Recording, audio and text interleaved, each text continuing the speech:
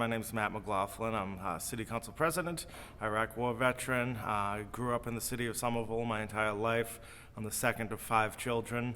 And when I grew up here, it was kind of known as the tough part of town, the place that people avoided. And being one of 5 children with a single mother, it was not that many opportunities. And one of those opportunities to kind of escape and see the world and do something different with my life was military service. In 2003, I went through basic training, ended up doing 2 deployments to Iraq. So I became a journalist and ended up really getting to cover the war in Iraq from kind of an insider's perspective. So I did photographs, print media, a little bit of broadcast, did escorting media, like civilian media around the country. I was able to just be in headquarters and hear, oh, these guys are going on patrol to do some raid or something. I'm like, oh, I want to jump on with them. And I jump on with the infantry unit and kind of cover what they were doing. I was on patrol with this unit during an event called Ashura, which is a Shia holiday. People on the street were giving us tea and bread and, really like we were just a part of the ceremony in a lot of ways. And we were actually invited into an Iraqi home. And we had this nice meal with dates and goat's milk. And we heard an explosion in the distance. Suicide bombers blew up a bus full of women and children. I don't think people truly appreciate the horrors of war.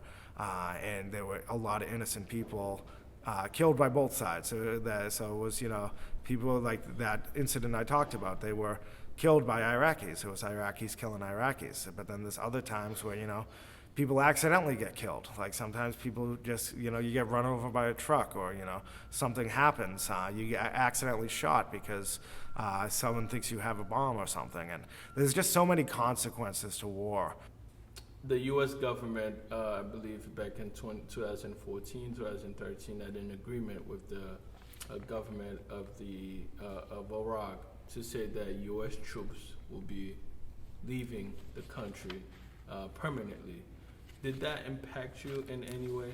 Yeah, that and the withdrawal from Afghanistan. I have very mixed feelings about it because on the one hand, I feel like, we're abandoning our allies. At the same time, I think if we stayed there for 100 years, the situation would end exactly the same because this isn't our country and we are an occupying force. And ultimately, the moment we left, there was going to be a power vacuum. People see the videos of people clinging to planes and helicopters, trying to get out of the country, and you can take video clips of Vietnam where people were desperately clinging to helicopters trying to get out of Saigon as we withdrew, and it was the same experience. What message would you like to leave for a future generation that will hear and see this interview? Yeah, I think, at the end of the day, I hope everyone appreciates military service, regardless of their feelings on the wars. I hope they see that, the people in the military are the most normal people you can meet. They come from every walk of life in America, and they're normal people put in extraordinary circumstances. I just hope people, one, will, when the next conflict happens, and something will happen, to, pause for a moment and think about, long term, what are we going to do?